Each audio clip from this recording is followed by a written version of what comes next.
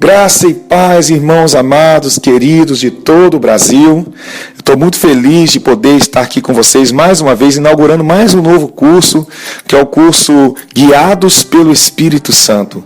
Esse curso eu estou numa expectativa muito grande e o meu desejo de todo o coração é que a partir de agora o Senhor marque encontros com você. Você vai, tenho certeza que ao longo desse curso, muitos de nós, se não todos nós, isso vai depender muito da sua expectativa.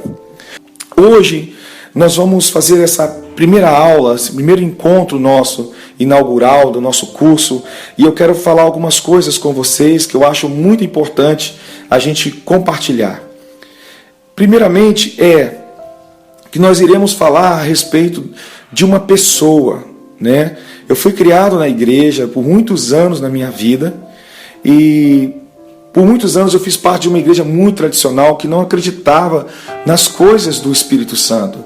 Nós não acreditávamos naqueles moveres que a gente via, por exemplo, os assembleanos, os pentecostais lá, rodopiando, falando em línguas. Nós achávamos aquilo ali uma depravação, algo que era uma falta de respeito com Deus, e a gente até achávamos que eram demônios. E eu acho interessante como nós, os cristãos, temos mais a capacidade de acreditar nas coisas que o diabo faz do que Deus faz. Eu acho isso interessante. Se fala que é o diabo que fez, todo mundo, é o diabo. Mas se fala que é Deus que fez, não sei. Então aí você vê como a gente está inclinado para essas coisas, a gente acreditar. Você vê que quando se vende um livro de batalha espiritual que fala das coisas que o diabo fez, que não sei o que o diabo é isso, as pessoas compram aqueles livros. Agora quando fala que é o Deus está fazendo, a gente já nem sabe se pode acreditar. Então você vê que o ser humano tem mais a tendência de acreditar naquilo que o diabo faz. Mas um dia, queridos, eu estava lendo a Bíblia e eu me toquei com aquele texto que fala assim: maior é o que está em nós do que o que está no mundo. Deus é muito maior, Deus é poderoso. E aliás, o diabo nem pode se comparar com Deus. O diabo é um derrotado, ele foi derrotado na cruz, Mas ao olhar para aqueles tipos de manifestações, quando nós olhamos com a mente carnal, a gente começa a julgar, porque as coisas do Espírito é loucura para as pessoas que são carnais, elas não conseguem discernir, essas coisas só se discernem espiritualmente. Há uma testificação no nosso espírito, para aqueles que têm o Espírito Santo, há uma testificação de que é Ele que está se movendo, é Ele que está fazendo. Agora, queridos, o grande desafio nosso, é como ouvir a voz de Deus, como discernir a voz de Deus. Eu falo discernir por quê? Porque a maior parte das vezes que Deus falar conosco, ou falar com você ou comigo, e é assim comigo, a maior parte das vezes que Deus fala comigo, geralmente não é audivelmente. Geralmente eu tenho que discernir a sua voz. E como discernir a sua voz? Então a maior parte das vezes você não vai escutar a voz de Deus, você vai discernir a voz de Deus. É como Ele está falando com você, ao seu coração, na sua mente, através de situações, através de atitudes. Eu creio que ao longo dessas ministrações, além de você ter as suas experiências com isso, eu também vou compartilhar com vocês algumas experiências de como eu tenho escutado a voz do Espírito Santo. Nós vamos falar sobre os seus dons, os dons do Espírito. Nós iremos fazer aulas, assim, ministrações, também vamos estabelecer fundamentos a respeito do Espírito Santo, para a gente ir crescendo através desses alicerces que vamos construir a respeito da pessoa do Espírito Santo, a sua obra em nós e através de nós. E interessante, eu estava lembrando aqui agora, que em 1996 foi quando eu vim para o Rio de Janeiro. 97, eu morava na igreja, eu era zelador da igreja, na Igreja Congregacional de Bento Ribeiro, que era uma igreja naquela época bem avivada, Eu vim de uma igreja tradicional onde não se podia bater palma. Agora eu estava dentro de uma igreja onde as pessoas na hora do louvor faziam um trenzinho e dançavam e pulavam. Então eu vi os jovens e eu ficava todo travado no banco. Até que passando o tempo eu fui me soltando com os jovens e agora eu estava dançando com eles no meio das rodinhas de dança na hora do louvor. Mas eu me lembro que eu comecei a buscar o Senhor, comecei a querer experimentar também. Eu queria, irmãos, de todo o coração, ouvir Deus falar comigo. Isso era para mim um dos meus maiores objetivos de vida. Eu queria, se Deus existia, Eu queria que Ele falasse diretamente comigo. Eu não queria que Deus falasse comigo através de recado de ninguém. É gostoso ouvir os recados de Deus. É gostoso você ouvir uma pessoa chegar para você e falar com você algo que Deus está mandando te dizer. Mas é muito mais gostoso quando você não ouve um recado de Deus. Você não ouve um recado, você ouve uma testificação, não é? Quando uma pessoa vem entregar uma palavra para você que você já tinha escutado no seu quarto, que Deus falou com você no secreto. Isso que é mais fascinante. É quando alguém vem falar comigo, por exemplo, eu chego para Carol e falo assim: Carol, essa pessoa certamente vai falar isso e isso, porque Deus falou comigo ontem. E aí a pessoa, quando chega, ela fala exatamente as mesmas palavras. Isso é muito fascinante. E aí é aí que Deus quer levar você. É nesse lugar onde você escuta a sua voz. E quando Ele vier mandar um recado para você, Ele vem mandar só uma testificação, para testificar que você não é louco, que você está ouvindo Deus. Você já teve essa experiência de você ouvir algo assim, você, isso é coisa da minha cabeça, né? Aí de repente vem uma pessoa lá no meio do culto, no meio do louvor, da adoração, e fala: olha, Deus mandou te dizer isso. Pá! E quando ela fala, você diz: então eu não estou ficando louco, não estou ficando louca. Deus realmente está falando comigo. Então, como ouvir e como discernir quando Deus está falando comigo? Qual é a importância do Espírito Santo em nossa vida? Por que eu devo estudar o Espírito Santo? Porque eu preciso aprender a respeito dele. Pense comigo. Você casou, se você é casado, ou se você quer casar, você casaria, para aqueles que não são casados, você casaria com alguém que você não teve conhecimento algum? Você simplesmente pega na mão daquela pessoa, leva para frente da igreja: eu aceito essa pessoa como marido, ou aceito essa pessoa como esposa. Você faria isso? Você faria aliança com quem você não conhece? Claro que não. Por isso, nós temos que entender que nós temos o Espírito Santo. Ele é a pessoa mais importante na nossa vida.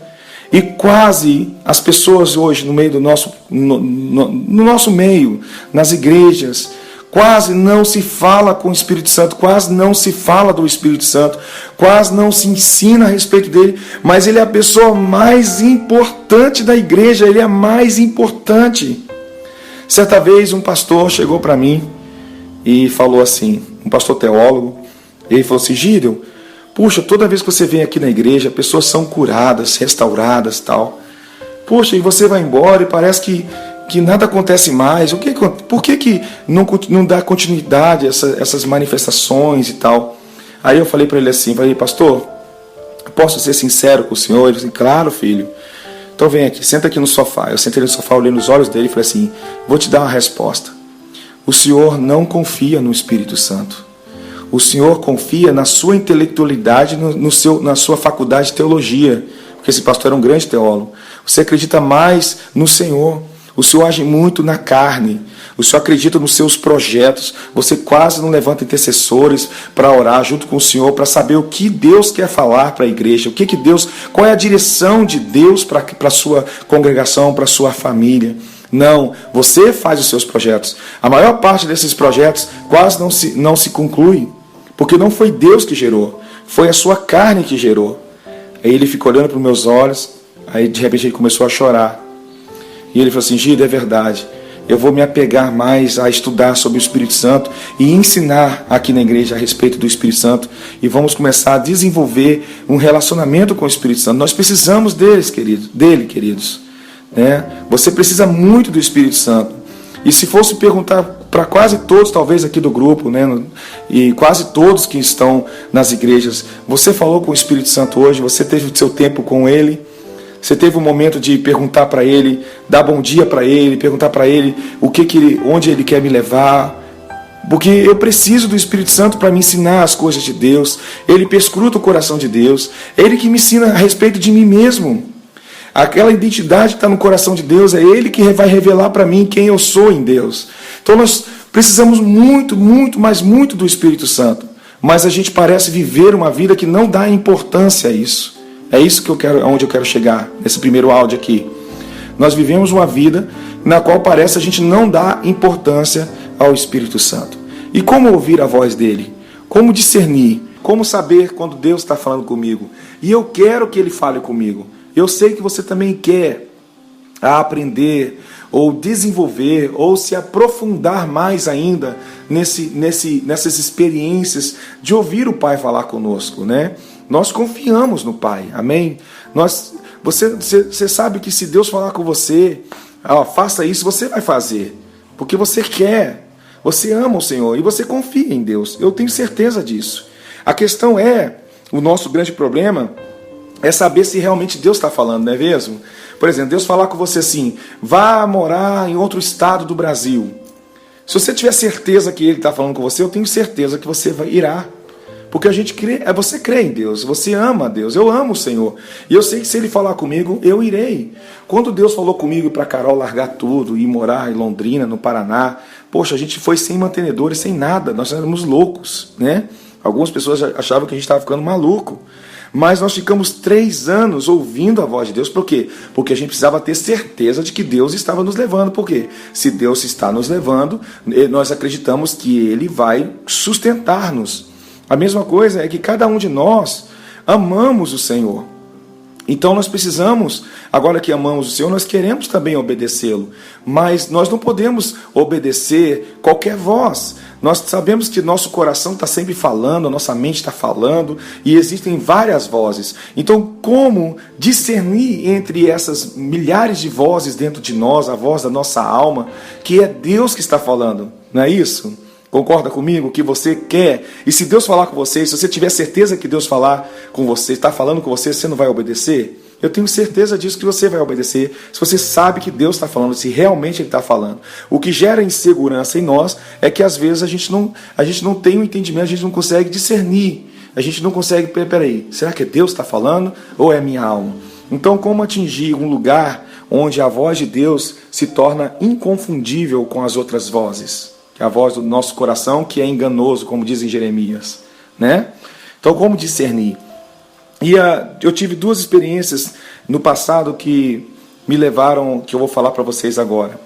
A primeira delas é que quando eu fui para o Rio de Janeiro em 96 para 97, eu me batizei em 97, no domingo de Páscoa de 97, e eu estava buscando o Senhor demais, eu estava orando, jejuando, e eu queria muito ouvir Deus, eu queria muito.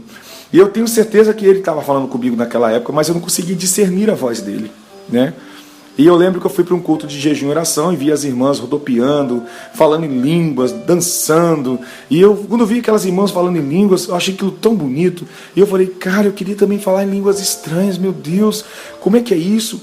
Né? Como é que é ser batizado com o Espírito Santo? Eu ficava assim, será que eu tenho o Espírito Santo? Porque eu também não falo em línguas. Eu não falo em línguas, mas, será que eu estou sem o Espírito Santo? Eu tinha uma confusão dentro de mim porque eu era menino ainda. Nós vamos falar sobre isso, sobre a respeito de ter o Espírito Santo e o batismo no Espírito, falar em línguas e tudo isso ao longo do nosso curso, amém?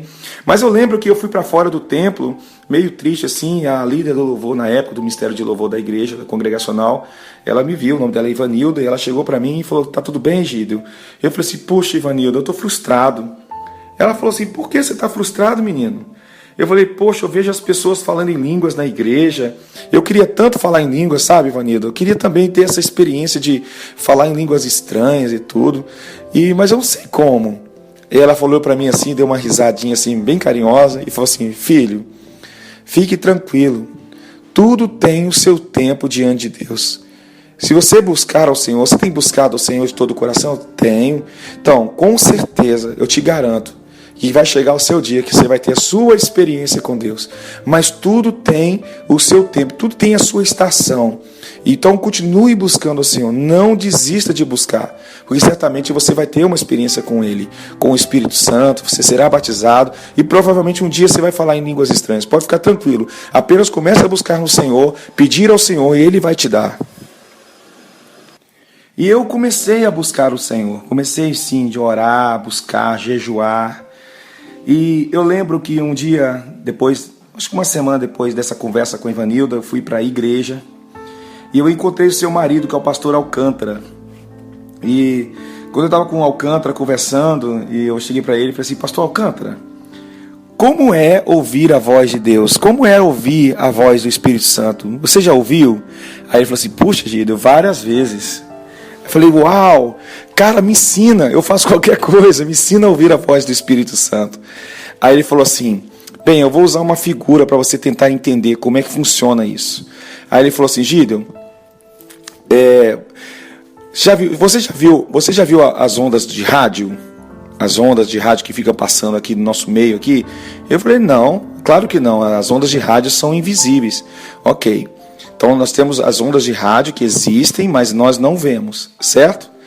E então assim, é a mesma coisa, é a voz do Espírito Santo, é a voz de Deus, né? Ela existe, mas é invisível e não pode também ser vista e nem ouvida, né, escutada com os ouvidos humanos, normal. Você não consegue ouvir, ver e ouvir esses sons, ou ver a onda de rádio passando aqui, sem ter um aparelho específico para ouvi-lo, não é isso?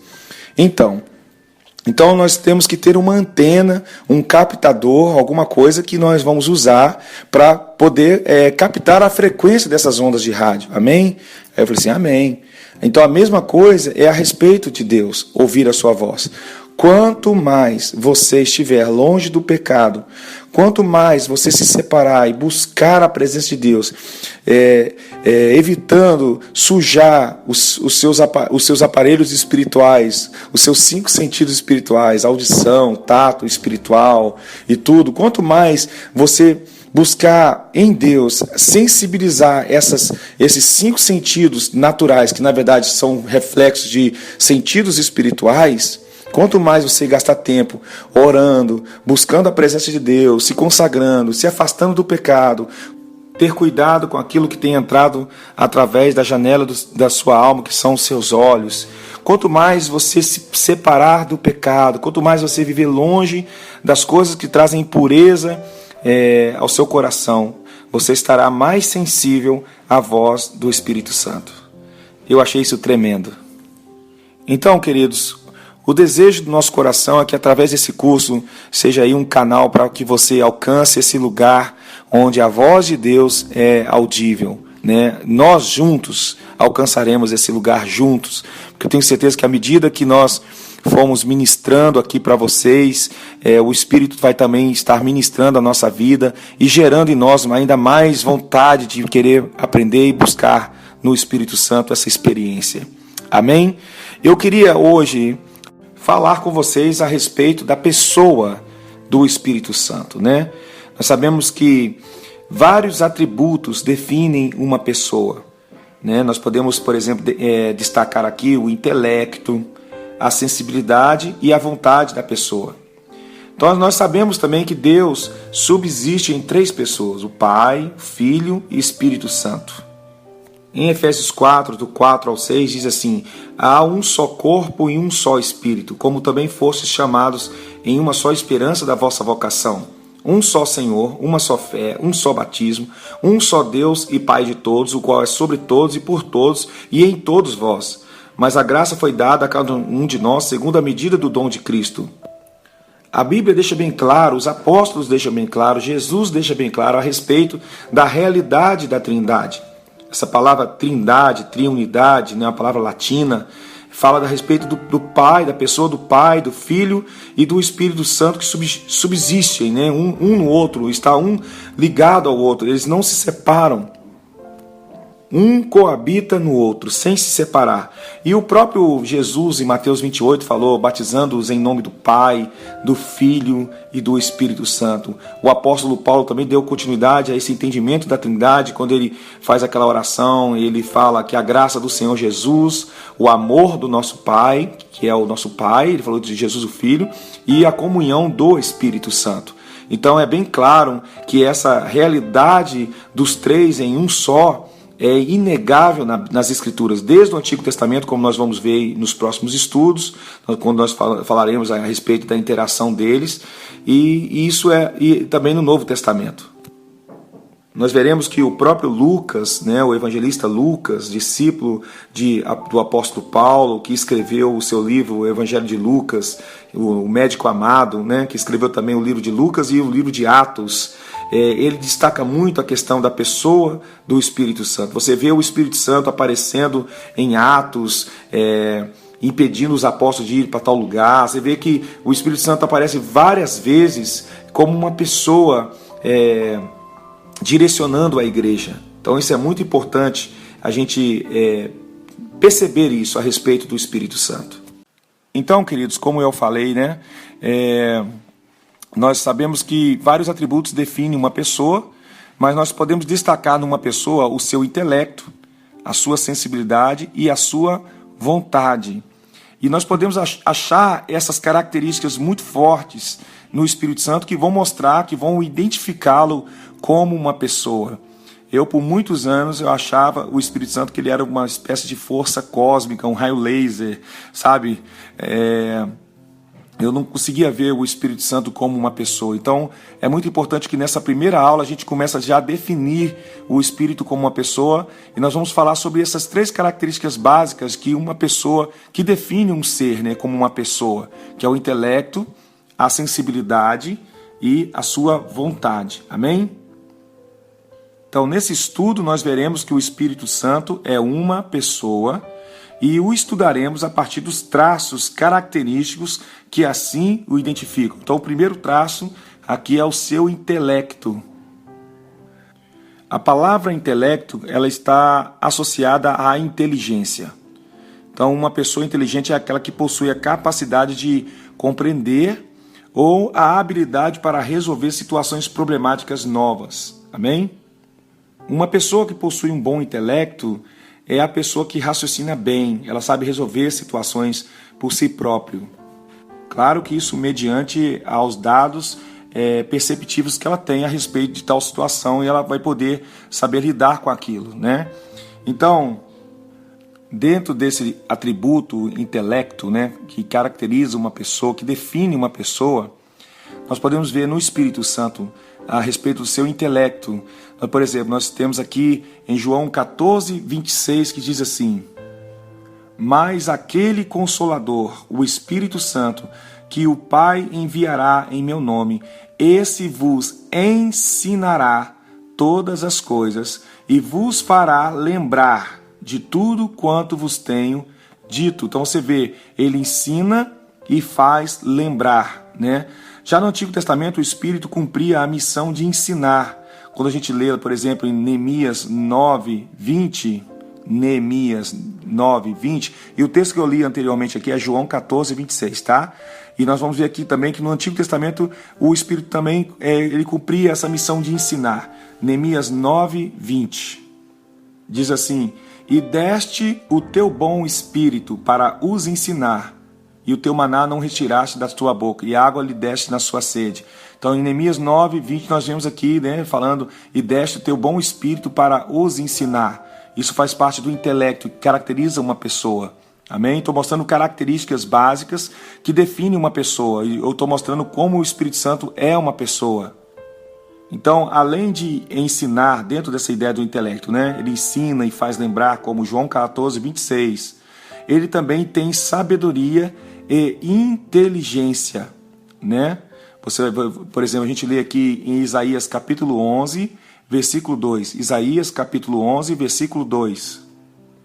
O texto diz assim: e repousará sobre ele o Espírito do Senhor, o Espírito de sabedoria e de entendimento, o Espírito de conselho e de fortaleza, o Espírito de conhecimento e de temor do Senhor. Aqui o profeta Isaías está falando do Messias que haveria de vir e seria poderosamente ungido pelo Espírito Santo, a fim ali de cumprir a vontade do Pai. Você vê, né, o nosso Jesus sendo batizado no Espírito Santo em João 1,33, quando diz assim: e eu não conhecia mais o que me mandou a batizar com água, aí João Batista falando, esse me disse: sobre aquele que vires descer o Espírito Santo e sobre ele repousar, esse é o que batiza com o Espírito Santo. E eu vi e tenho testificado que este é o Filho de Deus. E aqui o profeta messiânico, né, que é o maior profeta messiânico no Antigo Testamento, que é Isaías, ele está mostrando, ele descreve a plenitude do Espírito na vida de Jesus, né? É o Espírito Santo quem anuncia a Cristo e nos guia a toda a verdade, como diz, por exemplo, em João 16, 13 e 14. João 16, 13 e 14 diz assim: Mas quando vier aquele Espírito de verdade, ele vos guiará em toda a verdade, porque não falará de si mesmo, mas dirá tudo o que tiver ouvido e vos anunciará o que há de vir. Ele me glorificará, porque há de receber do que é meu e vô-lo há de anunciar. Então, dentro dessa ideia do intelecto, né, que é uma dos atributos que define uma pessoa, nós vemos que também o Espírito Santo tem sabedoria e inteligência. A outra coisa também que é muito importante a gente ver a respeito do Espírito Santo, que mostra como ele é uma pessoa dentro da intelectualidade, é que ele também tem conhecimento e conselho. No próprio texto que nós lemos em Isaías capítulo 11, versículo 2, no momento ele fala o espírito de sabedoria e de entendimento, o espírito de conselho e de fortaleza. A gente vê, por exemplo, lá em 1 Coríntios capítulo 12, né, que entre os 9 dons ali citados está o do conhecimento, que é um dom, é o dom do conhecimento, ciência, que é dado pelo Espírito Santo. Então, ele também nos faz ver os mistérios de Deus, como diz em Romanos 11:33, que diz assim: Ó profundidade das riquezas, tanto da sabedoria como da ciência de Deus! Quão insondáveis são os seus juízos e quão inescrutáveis os seus caminhos. Então nós vemos que ele também, dentro da intelectualidade, ele tem conhecimento e conselho. Então, por último, falando a respeito da intelectualidade do Espírito Santo, que é um dos atributos que define uma pessoa, né, o seu intelecto, é que ele também revela, né, Efésios 1:17. O apóstolo Paulo escreve aos Efésios, ele diz: para que o Deus de nosso Senhor Jesus Cristo, o Pai da glória, vos dê em seu conhecimento o espírito de sabedoria e de revelação. Né? Faz parte também de mais uma dessas características dentro desse atributo que é o intelecto, que define a pessoa do Espírito Santo. Então, só para a gente organizar, definir aqui, né, essas características dentro da ideia do seu intelecto, ele ensina e faz lembrar, João 14:26, ele tem sabedoria e inteligência, como diz em Isaías 11, versículo 2, ele tem conhecimento e conselho, também nós encontramos no mesmo texto de Isaías 11, versículo 2, e ele revela, como está em Efésios 1:17, né? Mostra que ele é onisciente. Em 1 Coríntios 12, versículo 8, Paulo fala sobre os dons de revelação, né? Sabedoria, conhecimento e discernimento dos espíritos. O espírito perscruta as profundezas de Deus, como diz em 1 Coríntios 2:10. 1 Coríntios 2:10. Então ele revela, é uma dessas características dentro da sua intelectualidade que o define também como uma pessoa. Amém? Só para a gente voltar à nossa linha de raciocínio, amém, queridos? Então nós estamos mostrando que vários atributos definem uma pessoa e nós estamos destacando o intelecto, a sensibilidade e a vontade. Eu quero mostrar para vocês através desse estudo que nós encontramos esses atributos que definem uma pessoa no próprio Espírito Santo. E o primeiro que nós falamos até agora é sobre o seu intelecto.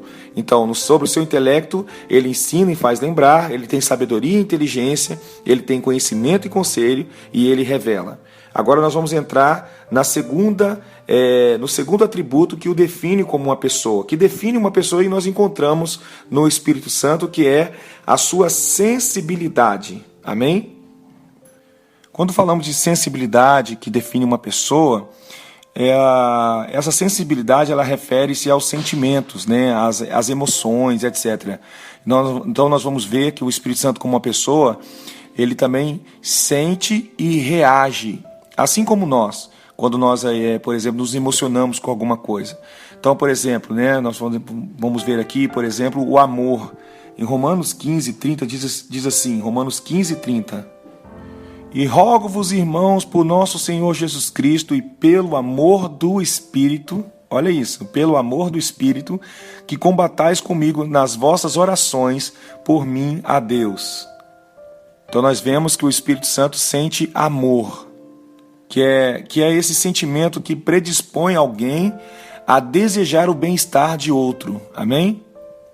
Também nós vemos que o Espírito Santo, dentro da sua sensibilidade como pessoa, ele também sente alegria, Atos 2:13. Atos 2:13 diz assim: e outros zombando diziam, estão cheios de mosto ou estão bêbados. Nós vemos aqui um momento em que o Espírito Santo desceu sobre os discípulos em Atos 2, no batismo com o Espírito Santo, e eles ficaram como se estivessem bêbados. Como é que você imagina como é que eles estavam, né? Cheios de alegria, dançando, se alegrando, estavam como bêbados para eles, né? Então a gente vê que houve uma verdadeira alegria entre os crentes que receberam o Espírito Santo. Por quê?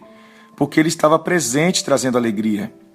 É inconcebível, queridos, que uma pessoa cheia do Espírito Santo viva em tristeza. O próprio Jesus falou que o reino de Deus é justiça, paz e alegria no Espírito Santo. É impossível alguém ter o Espírito Santo e não viver essa alegria, não experimentar essa alegria. Porque ela é a própria alegria de Deus em nós, que é a nossa força, é Ele que nos fortalece. Então podemos ver que o Espírito Santo, dentro da sua sensibilidade como pessoa, ele sente amor, ele sente alegria e agora ele também sente tristeza. Falando sobre a tristeza que ele sente, faz parte da sua sensibilidade, ele sente amor, alegria, tristeza. Efésios 4:30 diz assim: e não entristeçais o Espírito Santo de Deus, do qual estáis selados para o dia da redenção. Eu aprendi, irmãos, que todo o texto bíblico tem uma verdade explícita e uma implícita. A verdade explícita é que nós não devemos entristecer o Espírito Santo. Qual é a verdade implícita atrás desse texto? É que se nós temos a capacidade de entristecer o Espírito, podemos então também alegrá-lo, amém?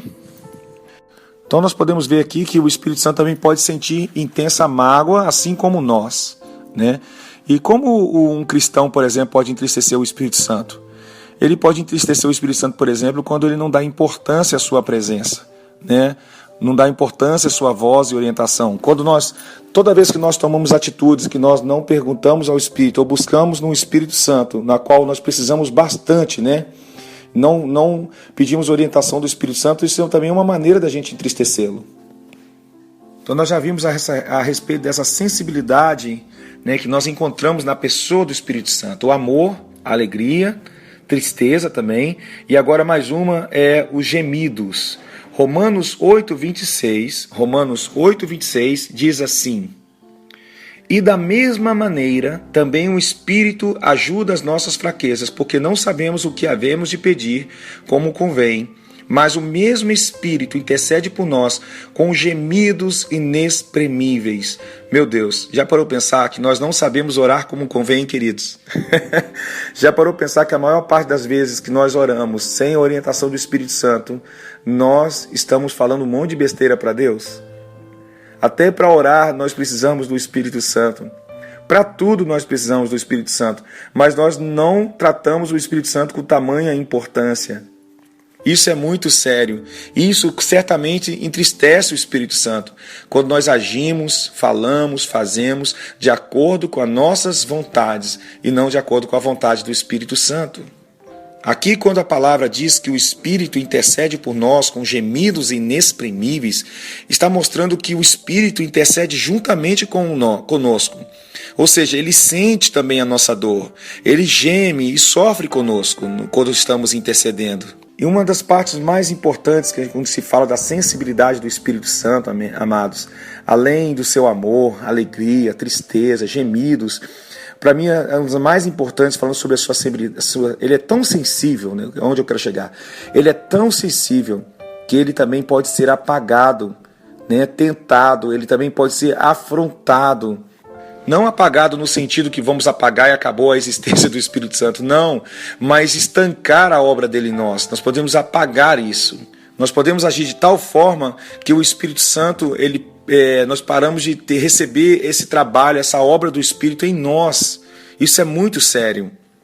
Em Atos 5:9 diz: por que é que entre vós vos concertastes para tentar o Espírito do Senhor? Eis aí a porta os pés dos que sepultaram teu marido e também te levarão a ti. Aqui é a história de Ananias e Safira, né? E fala sobre por que vocês mentiram, né, para o Espírito Santo. Vocês mentiram a Deus. Você vê o Espírito Santo sendo tentado aqui. 1 Tessalonicenses 5, 19 diz assim: não instigais o Espírito Santo. Eu acho interessante, tem uma outra versão que diz assim: não entravem a ação do Espírito Santo. Não apagueis o Espírito Santo. Hebreus 10, 29 diz assim: portanto, imagine de quanto maior castigo não será considerado merecedor aquele que desprezar o Filho de Deus e considerar sem valor o sangue que ele derramou, com o qual ficou confirmada a nova aliança com Deus, e ofender o Espírito Santo. Então você vê essa sensibilidade do Espírito Santo de ser tentado, ofendido, ser entristecido, ser apagado. Ele é sensível, amém? Então essa foi uma das mais uns atributos que define uma pessoa, né?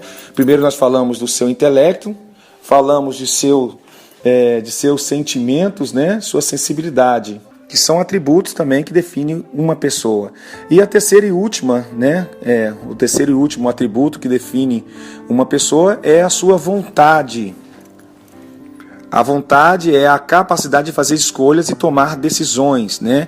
Você vai perceber que também o Espírito Santo, como uma pessoa, ele também tem vontade própria. Isso está evidenciado em suas atitudes, tanto no Antigo como no Novo Testamento.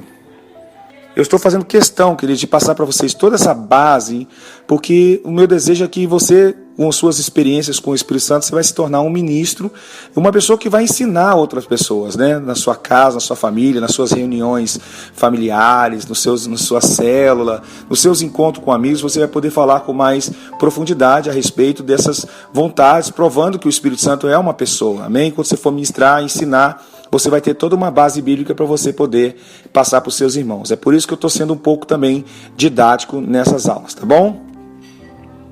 Por último aqui, o último atributo, né, que faz parte dos atributos que definem uma pessoa, nós falamos do intelecto, a sensibilidade e por último agora, nós destacamos, é a sua vontade. Então, primeiro, nós vemos que o Espírito Santo tem vontades, né? Ele tem vontade própria no repartir, por exemplo, no repartir dos dons, né? No repartir os dons liberalmente, como diz em 1 Coríntios 12, 11, né? Diz, mas um só e o mesmo Espírito realiza todas estas coisas, distribuindo-as como lhe apraz, cada um individualmente. Então você percebe que o Espírito Santo tem vontade própria, ele é uma pessoa, ele possui vontade. Também você vê no permitir ou impedir as coisas. Então você vai ver também que o Espírito tem a direção da vida do crente. Todo aquele que é guiado por ele deve estar pronto para fazer a sua vontade. Ele pode permitir, assim também como impedir aquilo que desejamos fazer. Então você pergunta para ele e você precisa esperar em Deus, esperar no Espírito a resposta. Se é sim, se não, é não. Geralmente uma pessoa crente que quer viver da sua própria vontade, ele pergunta as coisas para Deus e não espera a resposta, porque no fundo ele não quer ouvir não de Deus. Isso mostra que a alma está latente, a alma que está mandando, né? Uma menina que se apaixona por um cara na escola, o cara é do mundo, a mãe, o pai, todo mundo está avisando, não namora esse cara, não é, mas ela está tão latente a sua alma, a sua carência é tão grande que ela faz questão de não querer ouvir. E geralmente, queridos, a gente sempre quebra a cara quando a gente não ouve nossos pais. Então, uma pessoa que quer ser guiada pelo Espírito Santo, ela tem que estar disposta a ouvir sim ou ouvir não. Você vê, por exemplo, os discípulos no Novo Testamento, em Atos, sendo guiados pelo Espírito Santo. Tem um momento que Paulo quer ir para uma região, né? E aí fala assim em Atos 16, versículo 7. Chegando à fronteira da Mísia, encaminharam-se para a província da Bitínia, mas uma vez mais o Espírito de Jesus, ou o Espírito Santo, lhe disse que não o fizessem. Então você vê que eles eram totalmente sujeitos às decisões do Espírito Santo, né? Você vê o Espírito Santo agindo de várias formas, como uma pessoa no livro de Atos. Isso é incrível. Ele separa Paulo e Barnabé para a obra. Então você vai ver que eles estão totalmente sujeitos àquilo que o Espírito disser. Se é sim, sim. Se é não, é não. É bem provável que Paulo, quando queria ir para tal região, ele estava com boas motivações. Poxa, eu vou lá, vou ganhar almas para Jesus, vou profetizar. Mas o Espírito Santo disse para eles, não façam isso. E eles obedeciam. Então você vê pessoas sendo guiadas pelo Espírito Santo. Isso aqui é uma característica muito forte no livro de Atos. O governo do Espírito Santo. dentro dessa ideia de falar da vontade do Espírito Santo, ele tem vontade própria como uma pessoa, né, de repartir os dons liberalmente como lhe apraz, no permitir ou impedir, como ele fez agora aqui, né? Você vai ver que o Espírito Santo, ele diz o que tem que fazer, ele decide, ele tem vontade própria, e também no convidar, né? Em Apocalipse 22, 17, no convidar, você vai ver em Apocalipse 22, 17, que diz que o Espírito e a noiva dizem vem. E quem ouvir este apelo, diga também, vem. Quem tem sede, que se aproxime. Que todo aquele que quiser beba de graça da água da vida. Então na Bíblia diz, o Espírito Santo e a esposa, né, e a noiva dizem vem. O Espírito e a noiva dizem vem. No convidar também revela a sua vontade. A gente vê que quando alguém realiza uma festa, ela convida quem quer para participar.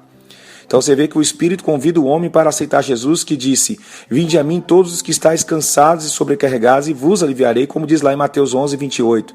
E o Espírito convida, vem, quem tiver sede, venha e beba da água da vida.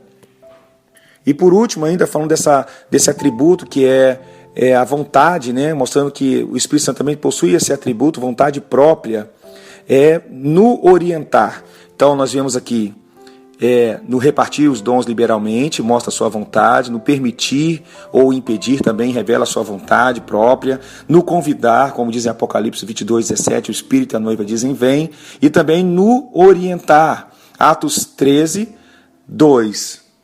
Em Atos 13, 2 é o momento que os irmãos estão orando, os profetas e os apóstolos ali estão orando, e o Espírito Santo, né, responde. Então você vai ver que quando há oração e consagração em busca da vontade de Deus, o Espírito Santo orienta. Então é importante a consagração, a busca, a vida de oração, para você ter essa sensibilidade de ouvir o Espírito Santo e obedecê-lo. Em Atos 13, 2 é aquilo que eu falei, é o momento que eles estão orando e o Espírito Santo então orienta Paulo e Barnabé para uma obra específica, que começa então as viagens apostólicas do apóstolo Paulo. Portanto, queridos, as evidências decorrentes dos ensinos bíblicos mostram que o Espírito Santo não é uma força impessoal, não é uma energia, né? Ele é Deus, é a terceira pessoa da Trindade. Não há vida cristã abundante sem o auxílio do Espírito Santo. Vou repetir. Não há vida cristã abundante sem o auxílio do Espírito Santo. Ele que torna a fé dinâmica, nos dá a compreensão exata da vontade de Deus. Então, queridos, eu quero deixar essa aula com vocês sobre o Espírito Santo, a pessoa do Espírito Santo. Nós vamos estudar sobre essa pessoa. Nós falaremos sobre a sua vontade, a sua obra específica em nós. É muito, mas muito, muito, muito importante que você gaste tempo estudando. Amém? Eu estou sendo um pouco mais didático agora no início, para a gente poder estabelecer firmes fundamentos na qual nós vamos andar a partir de agora. Então eu quero apresentar para vocês a pessoa do Espírito Santo. Comece a desenvolver uma vida com o Espírito Santo, e eu creio que esse ensino vai servir como um instrumento para ajudá-los e me ajudar também a cada dia mais a andar no Espírito Santo. Queridos, guarde essa frase: o Espírito Santo é uma realidade. Amém? O Espírito de Deus é uma realidade. Ele é real, ele existe. Então, termine esse momento agora orando no Senhor, pedindo: Senhor, abra os meus olhos para ver, abra os meus ouvidos espirituais para ouvir, e eu quero aprender a andar no Espírito Santo. Aqueles que se inclinarem para as coisas do Espírito e andar no Espírito, vencerão a carne, vencerão as dificuldades, porque o Espírito Santo é que nos capacita a ter uma vida cristã abundante. Que Deus abençoe a todos. Até a nossa próxima aula. A paz do Senhor. Tchau.